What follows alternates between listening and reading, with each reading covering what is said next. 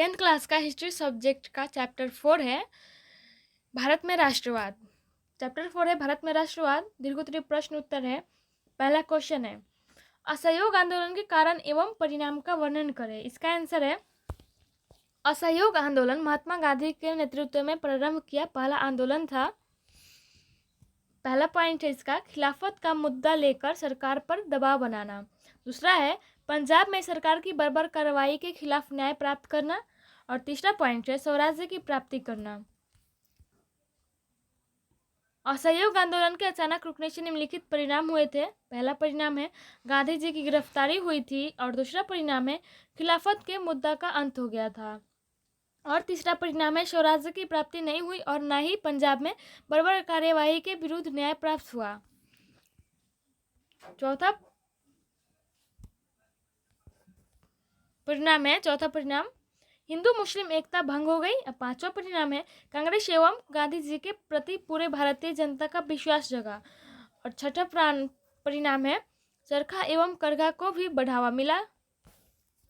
2 number अगला question है, सविनय अवज्ञा आंदोलन के कारणों की विवेचना करें। इसका आंसर है, 1930 ईस्वी में गांधी जी के नेतृत्व में हुआ सविनय अवज्ञा आंदोलन के निम्नलिखित कारण था।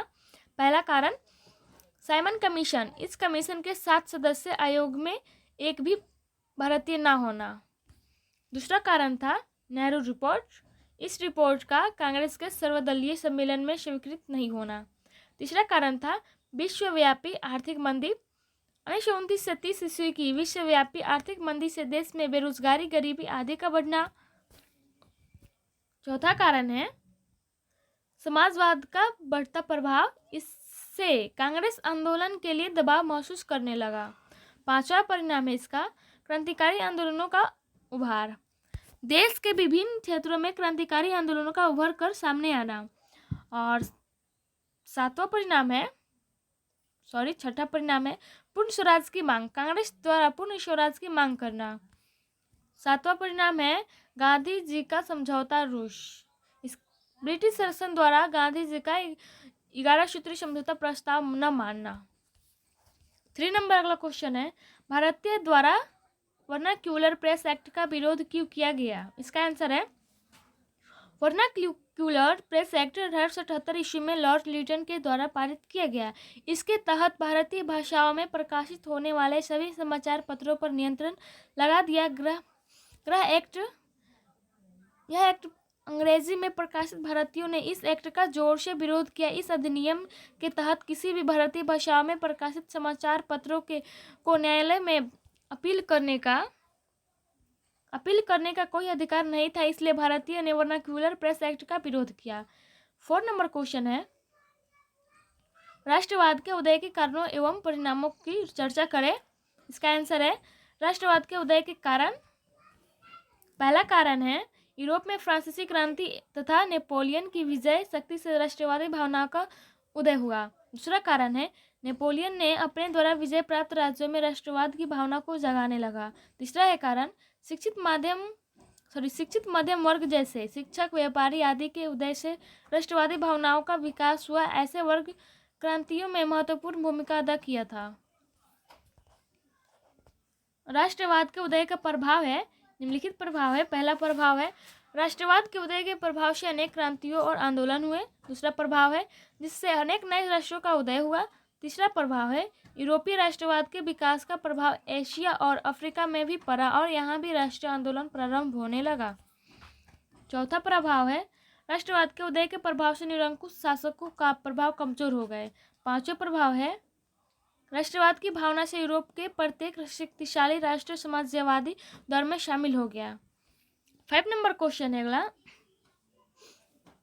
प्रथम विश्व युद्ध का भारतीय राष्ट्रीय आंदोलन के साथ अंत संबंध की विवेचना करें। इसका आंसर है, प्रथम विश्व युद्ध का भारतीय आंदोलन के साथ गहरा अंत संबंध रहा था, क्योंकि प्रथम विश्व युद्ध से उत्पन्न परिस्थितियों के कारण ही भारत में कई राष्ट्रीय आंदोलन की घटनाएं घटी। युद्ध से उत्पन्न निम्नलिखित परिस्थितियों से भारत में राष्ट्रीय आंदोलन हुआ।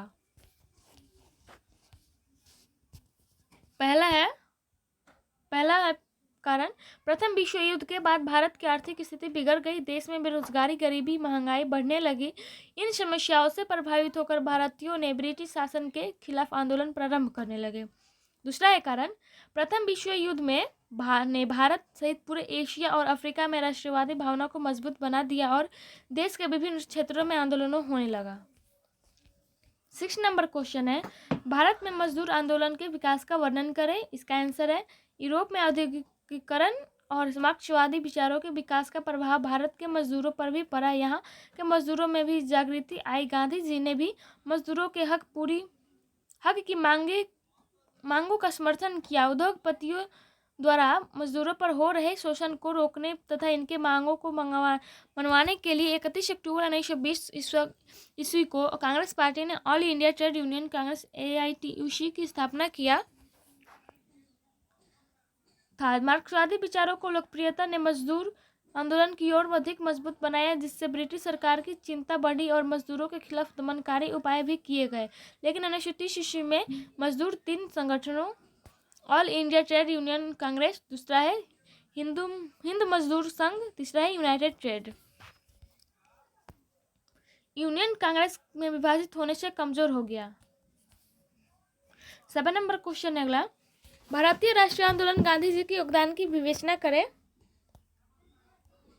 इसका आंसर है, 1919 ईस्वी से 1947 ईस्वी के बीच राष्ट्रीय आंदोलन में गांधी जी का महत्वपूर्ण योगदान रहा था। चंपारण तथा खेड़ा में किसानों का आंदोलन और अहमदाबाद में श्रमिक के आंदोलनों का नेतृत्व कर गांधी जी ने राष्ट्रीय स्तर पर अपना पहचान बना लिया था। ब्रिटिश सरकार के दमनकारी नीतियों और रॉलेट एक्ट के विरोध में गांधी जी ने सत्याग्रह की शुरुआत किया। महात्मा गांधी ने असहयोग आंदोलन, सविनय अवज्ञा आंदोलन, भारत छोड़ो आंदोलन के द्वारा राष्ट्रीय आंदोलनों को एक नई दशा एवं दिशा प्रदान किया। इन संघर्षों के बाद अंततः 15 अगस्त 1947 ईस्वी को हमारा देश भारत स्वतंत्र हो गया। उपयुक्त बातों से स्पष्ट होता है कि भारतीय राष्ट्रीय आंदोलन में गांधी जी का महत्वपूर्ण योगदान रहा था। 8 नंबर क्वेश्चन है अगला, अखिल भारतीय राष्ट्रीय कांग्रेस की स्थापना कैसे हुई, इसके प्रारंभिक उद्देश्य क्या था। इसका आंसर है, 19वीं शताब्दी के अंतिम चरण में भारतीय राष्ट्रीय कांग्रेस की स्थापना से ही भारतीय राष्ट्रीय आंदोलन को नई दिशा एवं गति मिली। हालांकि भारतीय राष्ट्रीय कांग्रेस की स्थापना के पूर्व क्षेत्रीय स्तर पर भारत में कई संगठन स्थापित हो चुके थे, लेकिन अखिल भारतीय स्तर पर कोई राजनीतिक